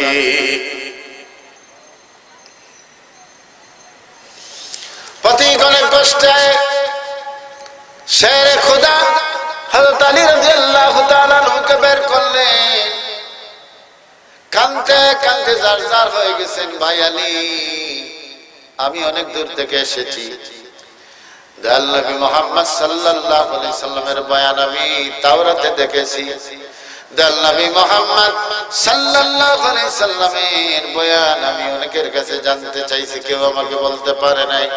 আমি আপনার কাছে এসেছি, দয়াল নবীকে পাইলাম না, কিন্তু দয়াল নবী মুহাম্মদ সাল্লাল্লাহু আলাইহি সাল্লামের গুণাবলীর একটু বর্ণনা আমাকে দিন। আলী রাদিয়াল্লাহু তাআলা তিনিও কাঁদতে কাঁদতে জারজার। আলী বলছেন, ওগো পতি, আমি দয়াল নবী মুহাম্মদ সাল্লাল্লাহু আলাইহি সাল্লামের বয়ান দিতে পারবো না, রাসূলুল্লাহর গুণাবলী আমি বয়ান করতে পারবো না, রাসূলুল্লাহর পজিশন মর্যাদার কথা আমি বলতে পারবো না, এই ক্ষমতা আমার নাই। তবে একটা কথা আছে, আপনি যদি মুহাম্মদ সাল্লাল্লাহু আলাইহি সাল্লামের বয়ান শুনতে চান তাহলে আমাকে আমার একটা প্রশ্নের উত্তর দেন। সুবহানাল্লাহ, আমার একটা প্রশ্নের উত্তর দেন। পথিক বলেন, ওগো আলী, তোমার সেই প্রশ্নটা কি আমাকে একটু বলে দাও, আমি দেখি এই প্রশ্নের উত্তর দিতে পারি কিনা। আলী বলছেন, ওগো পথিক, আল্লাহ রাব্বুল আলামিন সমস্ত কুল কায়নাতকে বলেছেন কালিল। কি বলেছেন? দুনিয়ার সব কিছুকে, এমনকি সমস্ত সৃষ্টিকে আল্লাহ রাব্বুল আলামিন বলেছেন কালিল। তুমি এই কালিলের বয়ানটা দিয়ে দাও। কালিল বলতে যা বুঝো, তুমি কুল কায়নাতের একটা বর্ণনা দাও। প্রশ্নটা খুব সহজ না খুব কঠিন? কেউ দিতে পারবে? দুনিয়ার বয়ান দিতে পারবে? কোথায় কি আছে বলতে পারবে? আলী বলছেন, ওরে পথিক, দুনিয়ার সব কিছুকে, কুল কায়নাতকে আল্লাহ রাব্বুল আলামিন বলেছেন কালিল। তুমি এই কালিলের বয়ান যদি দিতে পারো তাহলে আমি রাসূলুল্লাহর বয়ান দিতে পারবো। আমার দেশে অনেক ভাই আছে রাসূলুল্লাহকে আমার মতো তোমার মতো বলে, খাটো করতে চায়, সিক্স প্যাক বলে কি আমার মতো তোমার মতো এই ধরনের বয়ান যারা করে তাদের মাহফিলে কিন্তু লোক বেশি হয় না। এখানে ওয়াজের মাহফিল না হয়ে যদি মমতাজ কনসার্ট করে ওইখানে কেউ থাকতো না, ভিতরে আসতে। গানের মজলিসে কি এইভাবে প্যান্ডেল বান্ধা হয় নাকি? আচ্ছা আচ্ছা, কি গানের মজলিসে এই ধরনের প্যান্ডেল বান্ধা হয়, এই ধরনের মাইক হয়, এই ধরনের স্টেজ হয়, এত সুন্দর করে ব্যবস্থাপনা হয়? বলেন বলেন। আমার বন্ধুগণ, আমার ভাইরা, মানুষের অভ্যাস হইল সে ভালো কিছু গ্রহণ করতে চায় না। ভালো কিছু গ্রহণ করা, আমল করা খুব কষ্টের ব্যাপার। আপনি যদি বলেন, কাউকে দেখে যদি বলেন ওইখানে বিরাট একটা সাপ দেখে আসছে, এইদিকে যাইয়েন না, বিপদ। হামাগুড়ি দিয়ে হইল যাইবে, দেখি আসি তো সাপটা কেমন, ঠিক না? এটাই তো অভ্যাস। আর কাউকে যদি বলেন ভাই এখানে একটা বাঘ আছে, এদিকে যাইয়েন না, বাঘটা কেমন একটু দেখি, কিন্তু সে যে বিপদে পড়বে এই খবর আর। অর্থাৎ নিষিদ্ধ জিনিসের প্রতি মানুষের আকর্ষণ, নিষিদ্ধ জিনিসের প্রতি মানুষের আকর্ষণ বেশি। বাজারের লোকজন বেশি থাকে না, মসজিদে বেশি থাকে।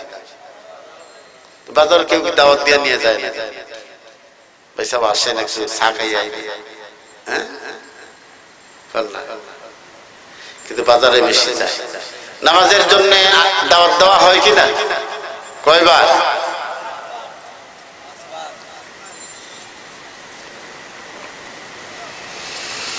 কেউই শোনালো মরে আজানের ধ্বনি, মর্মে মর্মে সেই সুর বাজিল কি সুমধুর, আকুল হইল প্রাণ নাচিল ধমনী।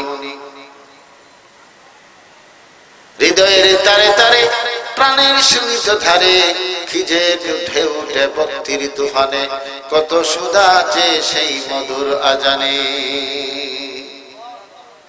এত সুন্দর আজান, এত সুন্দর তার ধ্বনি। কবি বলছেন আমি পাগল পারা হয়ে মসজিদে যাই, কারণ আজানের সুরের চাইতে দুনিয়াতে সুন্দর আর সুর নাই। এই সুর আমাদের ভালো লাগে না।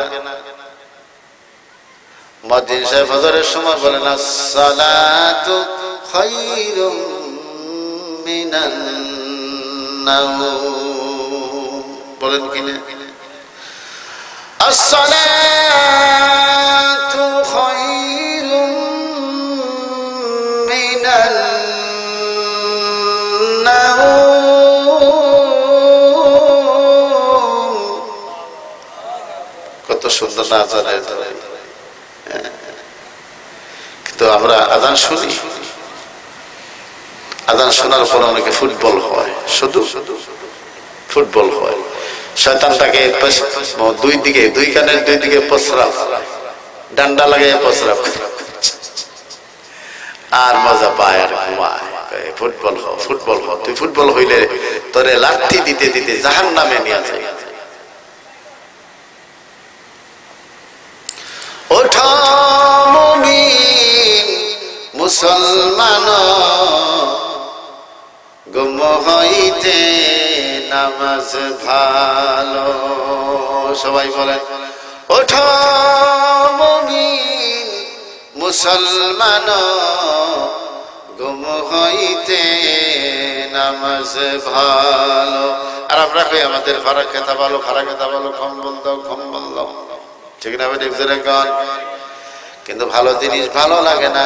কিন্তু বাইরে একদিন বুঝতে পারবেন ভালো জিনিসের কদর কতটুকু ছিল, একদিন বুঝতে পারবেন নামাজ না পড়ার পরিণাম কি ছিল, একদিন বুঝতে পারবেন বাজারে বসিয়া বসিয়া নামাজের সময় চা খাইলাম, পান খাইলাম, আল্লাহর পক্ষ থেকে দাওয়াত আসলো, এলাকাতে ওয়াজ আসলো, অনেক দূর দূরান্ত থেকে, ঢাকা থেকে, চট্টগ্রাম থেকে, কত এলাকা থেকে উলামায়ে কেরাম কোরআন হাদিসের হাদিসের কথা বললেন, কিন্তু কারো কথা বলতে গেলাম না।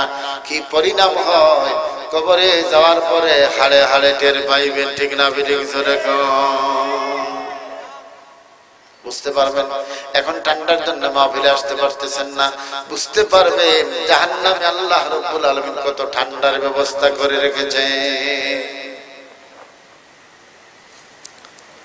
এসো আল্লাহর পথে, এসো রাসূলের পথে, এসো জীবনের পথে করি সংগ্রাম। বলতে পারবেন? এসো আল্লাহর পথে, এসো রাসূলের পথে, এসো জীবনের পথে করি সংগ্রাম। এসো আল্লাহর পথে, এসো রাসূলের পথে, এসো জীবনের পথে করি সংগ্রাম। মানুষের মন গড়া মতবাদে, মানুষের মন গড়া মতবাদে এই শান্তির পৃথিবীটা হলো খান খান, ঠিক না? জোরে কোন? এই মানুষের মতবাদের কারণে আজকে মানুষ মানুষকে জ্বালাইয়া পোড়াইয়া মারে, মানুষ মানুষকে গুলি করে মারে, মানুষ মানুষের পেটের দিকে ছুরি ঢুকাইয়া দেয়, ঠিক না বেঠিক? জোরে কোন? মানুষ মানুষকে এত অত্যাচার করে মারে, গরুকে ওইভাবে কোনো মানুষ মারে না, মানুষকে যেভাবে মানুষেরা মারে, ঠিক না ভাই? কিন্তু ভাই শোনো, তুমি যারে মারতেছ সে মরে গেছে, কিন্তু তুমি মনে রাখিও তুমি একদিন মরতে হবে, ঠিক না বেঠিক? জোরে কোন? মরা লাগবে না? কবরে যাইবেন না? কাফন পরতে হবে না? কাফন পরা লাগবে না? অনেকে এই ধরনের কার্যকলাপ করে আর মুখ থেকে ভাগে, মুখ থেকে এসে পলায়ন করে। এই দুনিয়াতে যত রাজা ছিলেন, বাদশা ছিলেন, যত প্রেসিডেন্ট ছিলেন, প্রধানমন্ত্রী ছিলেন, যত সম্রাট ছিলেন, কেউ কি এখন আছেন? আছেন? এখন যারা আছেন তারা কি একদিন থাকবে? জোরে কোন? থাকবে। সুতরাং কেউ যখন থাকবে না, তুমি যারে মারো, তুমি যার প্রতি অত্যাচার করো, জুলুম করো, মনে রাখবা ফেরেশতারা তোমার পিঠের চাম তুলে তুলে তার প্রতিশোধ নেবে।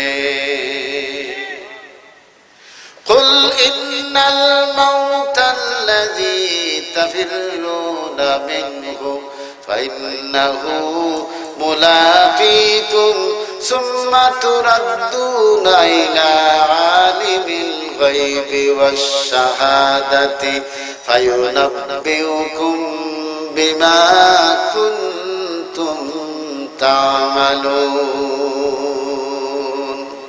কুল, আপনি বলে দিন, ইন্নাল মাউতাল্লাযী তাফিরুনা মিনহু, তোমরা যে মৃত্যু থেকে পলায়ন করতেছো, মৃত্যু থেকে তোমরা পলাইতেছো, যে মৃত্যু তোমাদেরকে ধরবে না, না না না, যে মৃত্যু তোমাদেরকে পাইবে না, এই কথা মনে করে করে মৃত্যু থেকে পলায়ন করতেছো। ফাইন্নাহু মুলাকীকুম, অবশ্যই তোমাদের সাথে সেই মৃত্যু একদিন সাক্ষাৎ করবে। মৃত্যু থেকে পালাইবার কোন তোমাদের রাস্তা নাই, ঠিক না বেঠিক? যেরকম মৃত্যু থেকে পালাবার কোন রাস্তা নাই। আজ হয়তো কাল, নয়তো পরশু তোমাকে একদিন মরতেই হবে, কাফনের ভিতরে ঢুকতেই হবে, কবরে তোমাকে রাখাই হবে। আর কবরে রাখার পরে তোমার এই জীবন শেষ, পরজীবন তোমার শুরু হয়ে গেছে। অনাদি অনন্তকাল পর্যন্ত তুমি যদি জান্নাতের কাজ করে যাও জান্নাতি, আর যদি জাহান্নামের কাজ করে যাও তাহলে অনাদি অনন্তকাল পর্যন্ত জাহান্নামে তোমাকে জ্বলতেই হবে, ঠিক না বেঠিক? যেরকম এর জন্য মৃত্যু থেকে পলাইবার কোন রাস্তা নাই। সুতরাং মসজিদ থেকে পালাইবেন না, নামাজ থেকে পালাইবেন না, ভালো কাজ থেকে পালাইবেন না, ওয়াজ থেকে পালাইবেন না। মনে করবেন না যে আমার অনেক দিন বাকি রয়ে গেছে, অনেক দিন বাকি নাই রে ভাই। কোন সময় আজরাইল আসবেন, কোন সময় তোমাকে ধরবেন।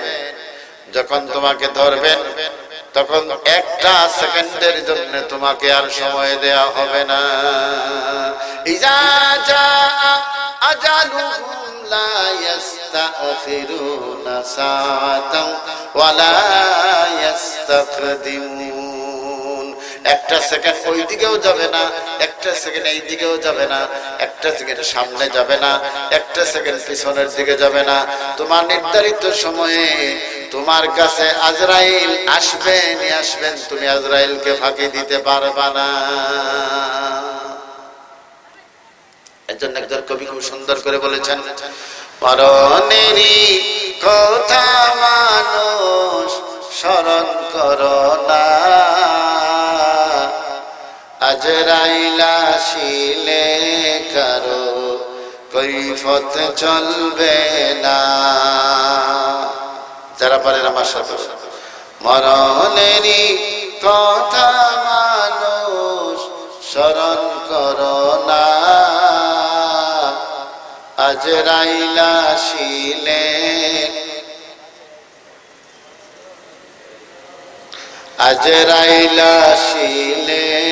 তিনি দেরি করবেন না।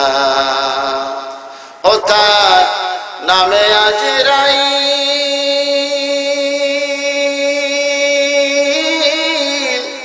মানুষের জান কবজ করতে অতি কামিল। ও তার নামে আজরাইল মানুষের জান কবজ করতে অতি কামিল। সেই মানুষ মরিয়া গেলে তার কিছুই রবে না, কিছু রয়েছে। সেই মানুষ মরিলে পরে কিছুই রবে না, আজরাইল আসিলে কারো কৈফত চলবে না। মরণেরই কথা মানুষ স্মরণ করো না, আজরাইল আসিলে কারো কৈফত চলবে না।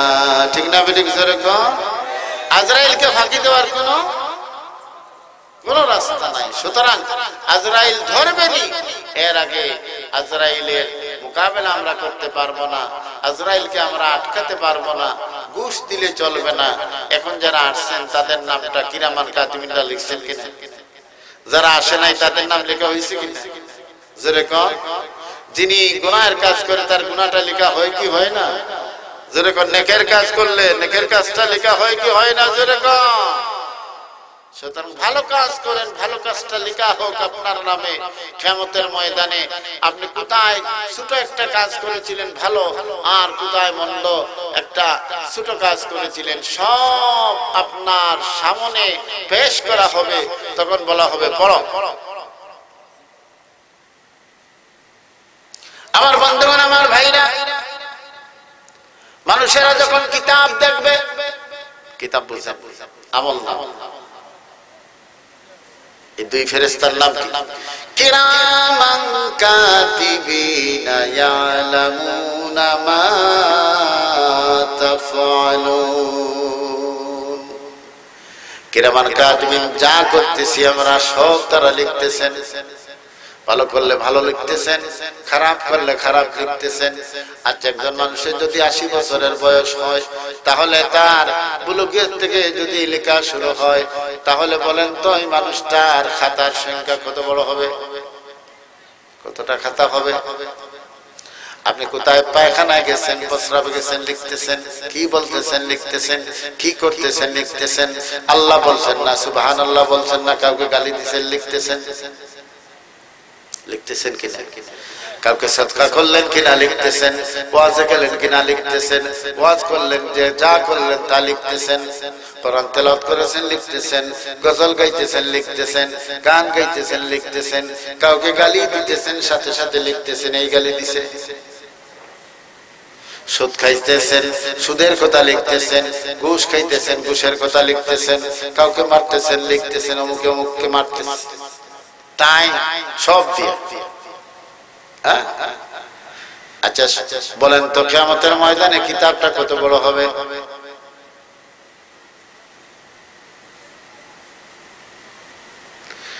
আল্লাহ পাক বলবেন, ইকরা কিতাবাকা কামা। আল্লাহ পাক বলছেন, ইকরা কিতাবাকা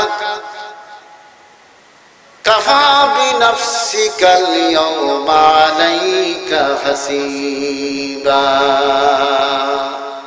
তুমি তোমার কিতাব পড়ো, তুমি তোমার আমলনামা পড়ো, তুমি তোমার আমলনামা নিজে পড়ো। তোমার আমলনামা তুমি আজকে পড়ার জন্য তুমি নিজেই যথেষ্ট। কাফা বিনাফসিকাল ইয়াওমা আলাইকা হাসিবা। তোমার হিসাবের জন্য আজকে তুমি যথেষ্ট। বান্দা পড়বে আর বলবে মালি হাযাল কিতাব লা ইউগাদিরু সগীরাতান ওয়ালা কাবীরাতান ইল্লা আহসাহা। আরে কি আশ্চর্য ধরনের কিতাব! কোথায় কি বলেছি, কোথায় কি করেছি, কার সাথে কানে কানে ষড়যন্ত্রে লিপ্ত হয়েছিলাম কারে মারার জন্য, কার 1 ইঞ্চি জমিন দখল করেছি, কার পকেট থেকে একটা পয়সা এনেছি, কার বিরুদ্ধে কোন ষড়যন্ত্র করেছিলাম, সব লেখা হয়ে গেছে।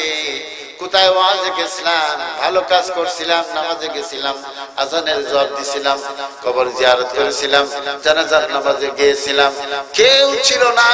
একা একা আরেকজনের জমি থেকে 2টা দন পাতা আমি তুলে আনছি। এটাও লেখা আছে কার বিরুদ্ধে কি মনে মনে কল্পনা করে আরেকজনকে নিয়ে পরামর্শ করেছিলাম, কিভাবে তাকে মারা যায়, কিভাবে তাকে ধরা যায়, কিভাবে তাকে সমাজে লজ্জিত করা যায়, কিভাবে তার ক্ষতি করা যায়।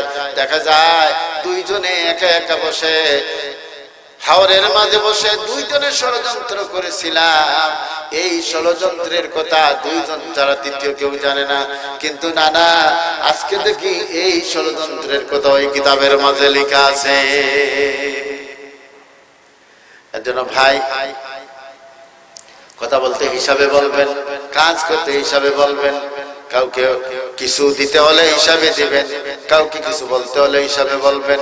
কারো বিরুদ্ধে যাচ্ছে না পক্ষে যাচ্ছে, গুনাহ হচ্ছে না নেকি হচ্ছে, ভালো কাজ হচ্ছে না খারাপ কাজ হচ্ছে, এখনই হিসাব করেন। আর প্রত্যেক নামাজের সময় আল্লাহর কাছে দোয়া করেন, আল্লাহুম্মা হাসিবনি হিসাবান ইয়াসীরা। আমলনামাটা পাতলা করেন, নেকির পাল্লাটা ভারী করেন। আমার বন্ধুগণ, আমার ভাইরা, শুধু তাই নয়, মা ইয়ালফিযু মিন কাওলিন ইল্লা লাদাইহি রাকীবুন আতীদ।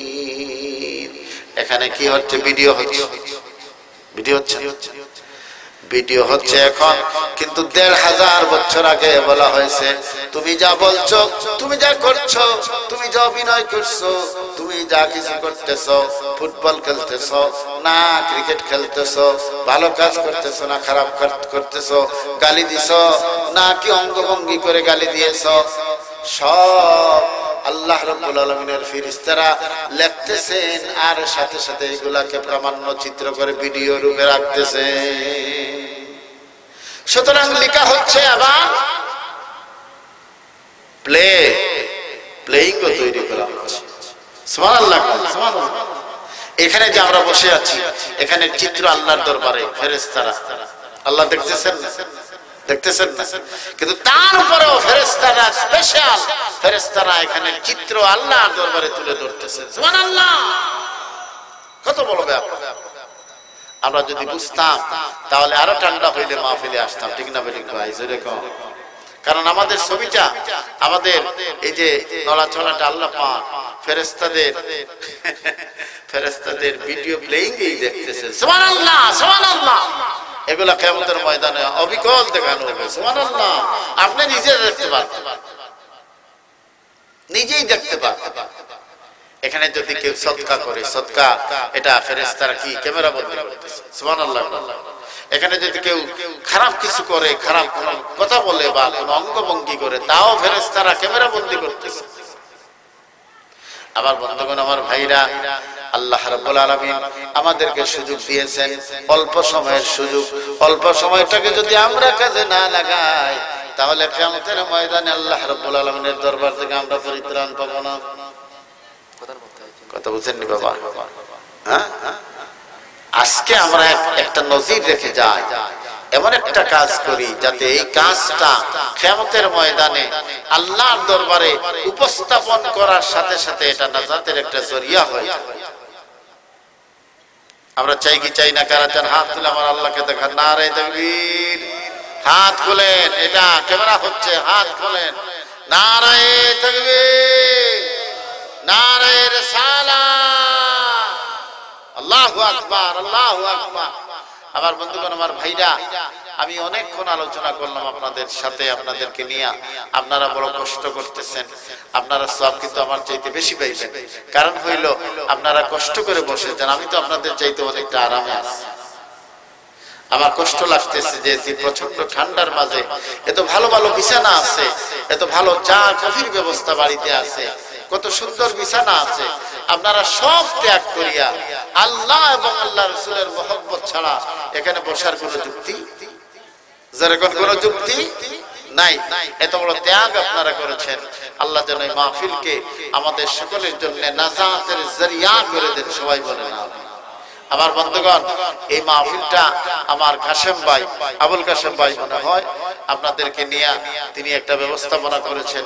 অনেক সুন্দর একটা প্যান্ডেল তৈরি করেছেন, ভালো মাইক কিনেছেন, ক্যামেরার ব্যবস্থা করেছেন, আপনাদেরকে সুন্দর বসার একটা সামিয়ানা, একটা সুন্দর প্যান্ডেল, একটা স্টেজ করেছেন, একটা ভালো মাইক কিনেছেন, একটা ভালো ব্যবস্থাপনা।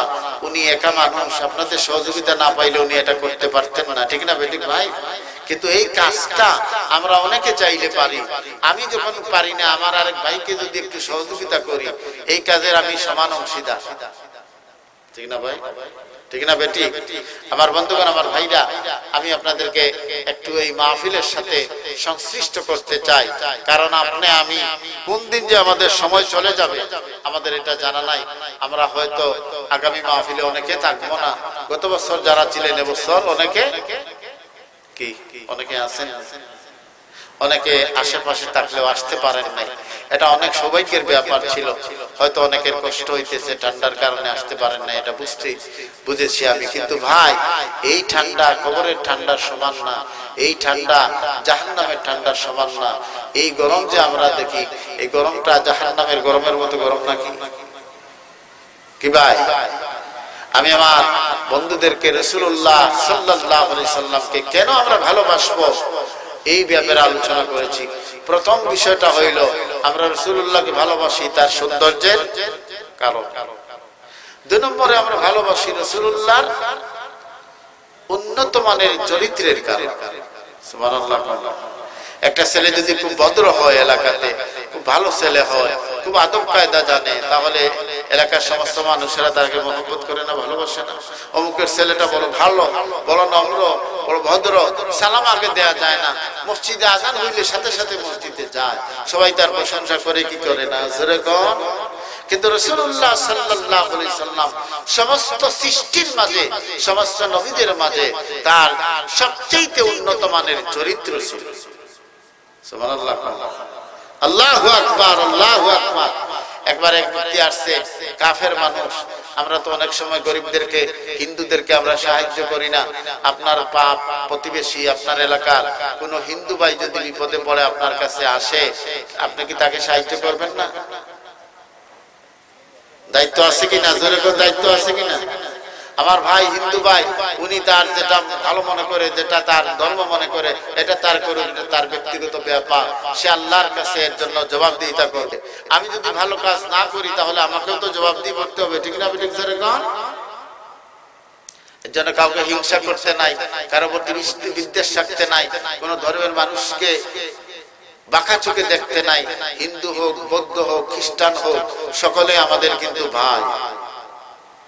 এটা হলো ইসলামের আদর্শ। একজন হিন্দু যদি বিপদে পড়ে আপনার কাছে, আমার কাছে আসে, তাহলে আমি চেষ্টা করব যে তার বিপদটা কিভাবে দূর করে দেওয়া যায়, ঠিক না? একজন পৌত্তলিক আসছে, একজন হিন্দু মানুষ আসছে রাসূলুল্লাহর কাছে, আসে বলছে মুহাম্মদ সাল্লাল্লাহু আলাইহি সাল্লাম আমাকে সাহায্য করেন, আমি বিপদে আছি। হুজুরের কাছে ৯০,০০০ দিরহাম ছিল। কত হাজার? ৯০,০০০ দিরহাম একসাথে তারে দিয়ে দিয়েছে। সুবহানাল্লাহ কইতে পারলেন? এটা গল্প নয়, হাদিস থেকে বলছি। আরো ৩-৪ মাস পরে ওই ব্যক্তি আসছে, এসে বলছে মুহাম্মদ সাল্লাল্লাহু আলাইহি সাল্লাম আমাকে আরো একটু সাহায্য করেন। আল্লাহ নবীর কাছে বকরির একটা পাল ছিল, আল্লাহ নবী বকরির পালটা সম্পূর্ণ তার দিয়ে দিছে। সুবহানাল্লাহ, যেরকম আল্লাহু আকবার। এমন দয়াল আর এমন মেহেরবান আর এত বড় দাতা কি দুনিয়াতে আর কেউ আছে? জাতি সব আসছেন, মারহাবা। আমার মেম্বার সব আসছেন, আলহামদুলিল্লাহ। আমি খুব কাছে আসছি আলোচনাটা নিয়ে। আল্লাহু আকবার। ফজল মেম্বার সাহেব তার মৃত বাবা মরহুম সৈয়দুল্লাহ শেখ তার নামে 2000 টাকা দিয়েছেন, দোয়া করবেন সবাই। বলেন মারহাবা, জোরে বলেন মারহাবা। জনাব সৈয়দুল্লাহ। الصلاة والسلام على أشرف الأنبياء والمرسلين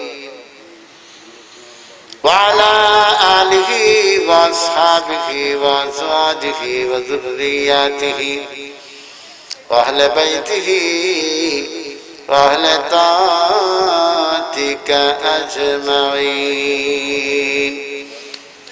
ربنا ظلمنا أنفسنا وإن لم تغفر لنا وترحمنا لنكونن من الخاسرين. رب العالمين গভীর রজনী হয়ে গেছে, নজুলে রহমতের সময়ে ওলামায়ে কেরামদের নিয়ে, মুরব্বিয়ানে কেরামদেরকে নিয়ে, নওজোয়ান ভাইদেরকে নিয়ে, মা বোনদেরকে নিয়ে, ছোট ছোট কচি কাচাদেরকে নিয়ে তোমার বিশাল আকাশের দিকে ছোট ছোট কয়েকটা হাত তুলেছি। মেহেরবানি করে জিন্দেগানির গুনাহ মাফ করে দাও রব্বুল আলামিন। রব্বুল আলামিন আল্লাহ পাক এই মাহফিলের হাদিয়া হযরত ফুলতলি সাহেব কিবলা রাহমাতুল্লাহ আলাইহির দরবারে, বিস্কুটি রাহমাতুল্লাহ আলাইহির দরবারে পৌঁছায়া দাও।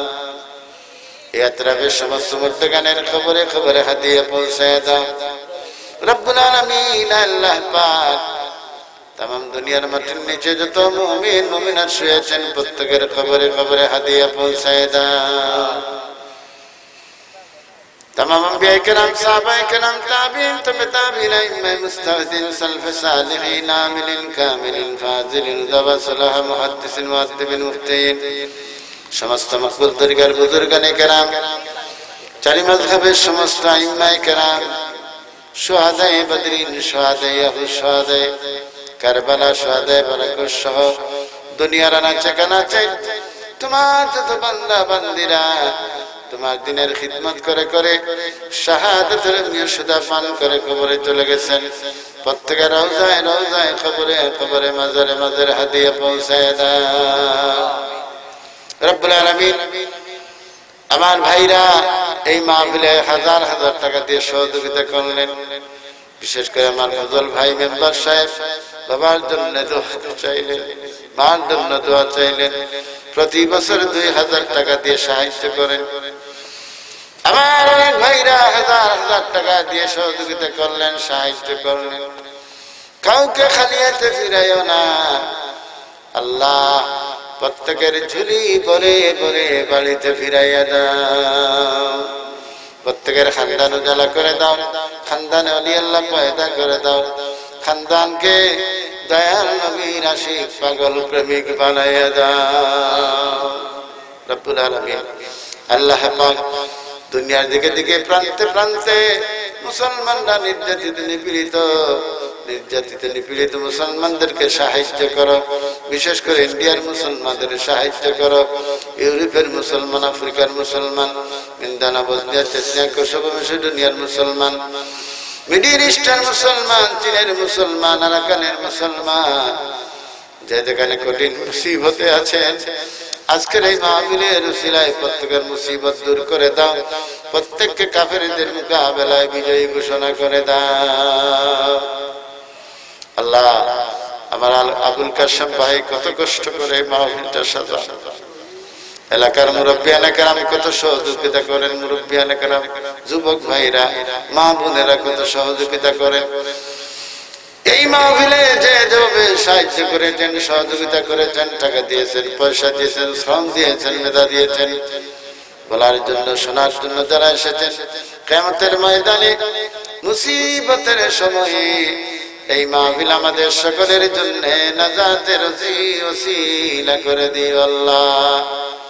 تقبل منا إنك أنت السميع العليم وتب علينا إنك أنت التواب الرحيم। আল্লাহ পাক তোমার এক বান্দা মর্দে মুজাহিদ আমার কুলাউলার ভাই হযরত মাওলানা মুবাশশির আলী জাদিকে কবুল করে নাও। তোমার বান্দা প্রায় সময় আমার কাছে দোয়া চান। আল্লাহ তোমার বান্দা সব সময় আমার কাছে দোয়া চান, আমি কিন্তু লায়ক নাই। অনেক তোমার বান্দা বান্দিরা আমার কাছে দোয়া চায়, কিন্তু আমি দোয়ার কোনো উপযুক্ত মানুষ না। আল্লাহ প্রত্যেকের দোয়াকে তোমার দরবারে আমানত রাখলাম। প্রত্যেকের হাজাতকে নেক বানাও, জীবনের তরে পুরা করে দাও। এই মাহফিলের সিলাই এই এলাকাকে উজালা করে দাও। ঘরে ঘরে ওলি আল্লাহ পয়দা করে দাও। ঘরে ঘরে আলিমে বামল বানায় দাও। প্রত্যেকের ঘরে ঘরে রহমত সাকিনা রিজক দিয়ে বরকত দিয়ে ভরপুর করে দাও। আমার এই মাহফিল থেকে তোমার কোন বান্দা বান্দিকে খালি ফিরেও না, আমাদেরকে খালি দিও না। আমাদের যার যা প্রয়োজন আল্লাহ, আমাদের বাচ্চা বাচ্চিদের যার যা প্রয়োজন, আমাদের পরিবার পরিজনের যা প্রয়োজন, আত্মীয় স্বজনের যা প্রয়োজন, तमाम দুনিয়ার মানুষের যা প্রয়োজন, তোমার কুদরত থেকে সকলের প্রয়োজন মিটাইয়া দাও। আল্লাহ জসিম ভাই উদ্যোক্তা, কাশেম ভাই উদ্যোক্তা, মানা মাকে হায়াতাত তাইয়্যিবা দান করো। বাবা নাই, বাবার কবরটাকে জান্নাতের টুকরা বানাইয়া দাও। বাবার কবরের মাঝে মাহফিলের সমস্ত হাদিয়া পৌঁছায় দাও। জানি না কার মা কবরে গেছেন, কার বাবা কবরে গেছে, তোমার মেম্বার সাহেবের আব্বা কবরে গেছে।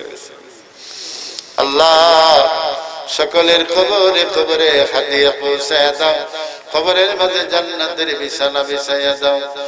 কবরের মাঝে জান্নাতের পোশাক পরাইয়া দাও। আমার মা বাবা, আমাদের মা বাবা আমাদেরকে ছোট থাকতে যেভাবে স্নেহ মমতা করে লালন পালন করেছে, আল্লাহ পাক সেইভাবে আমাদের মা বাবাকে তুমি লালন পালন করো। যেভাবে দয়া করেছেন সেইভাবে দয়া করো। যেভাবে মেহেরবানি করেছেন, না খাইয়া আমাদেরকে খাওয়ার ব্যবস্থা করেছেন, না পরে আমাদেরকে পড়ার ব্যবস্থা করেছেন। আল্লাহ আমাদের সকলের দুঃখিনী মা বাবাকে মাফ করে দাও। রব্বিরহামহুমা কামা রাব্বায়ানি সগীরা। সবাই বলেন রব্বিরহামহুমা কামা রাব্বায়ানি সগীরা। سبحان ربك رب العزة عما يصفون وسلام على المرسلين والحمد لله رب العالمين. وجعل آخر كلامنا عند الموت شهادة لا إله إلا الله محمد رسول الله.